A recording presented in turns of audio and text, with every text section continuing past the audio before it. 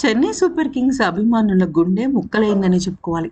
ఎందుకంటే ఐపీఎల్ 2026 సీజన్‌లో చెన్నైలోని తమ హోమ్ గ్రౌండ్ చెపాక్ స్టేడియంలో జరిగిన చివరి మ్యాచ్ ముగిసిన తర్వాత లెజెండరీ క్రికెటర్ మహేంద్ర సింగ్ ధోని చాలా తీవ్ర భావోద్వేగానికి లోనయ్యాడు.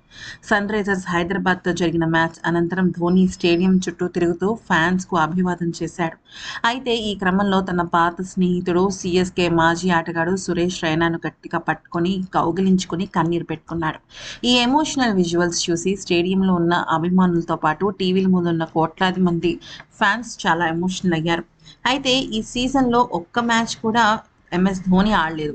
44 ఏళ్ల వయసున్న ఎంఎస్ ధోని ఈ సీజన్‌లో ఫిట్‌నెస్ సమస్యల కారణంగా ఇప్పటివరకు మ్యాచ్ ఆడలేకపోయాడు. అయితే నిన్నటి మ్యాచ్‌లో బరిలోకి దిగుతాడు అనుకున్నాం కానీ అది కూడా దక్కలేదు.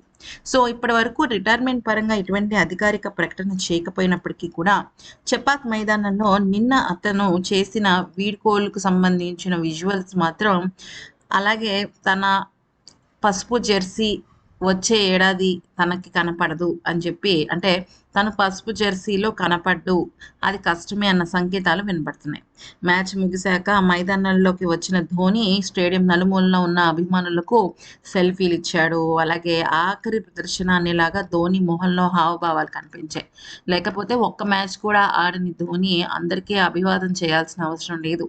కానీ అలా చేశాడు. సురేష్ రైనాని గట్టిగా పట్టుకొని హగ్ చేశాడు. ఒక రకంగా చెప్పాలంటే ఒక సెలబ్రేషన్ మూడ్ అయితే వచ్చింది.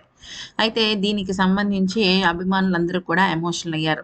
ధోని ఆడి ఈ మ్యా ఈ టోర్నమెంట్‌కి మేబీ గుడ్ బై చెప్పుంటే బాగుండేది. ఇలా ఆడకుండా దూరంగానే ఉండడం కరెక్ట్ కాదేమో అంటూ చెప్పడం జరిగింది. ఏదేమైనప్పటికీ 44, 45 ఇయర్స్ నడుమ ఉన్న ధోని ఇంకా ఆడతాడు అని ఎక్స్‌పెక్ట్ చేయడం కూడా తప్పు అంటూ కొంతమంది క్రికెట్ విశ్లేషకులు అభిప్రాయపడుతున్నారు.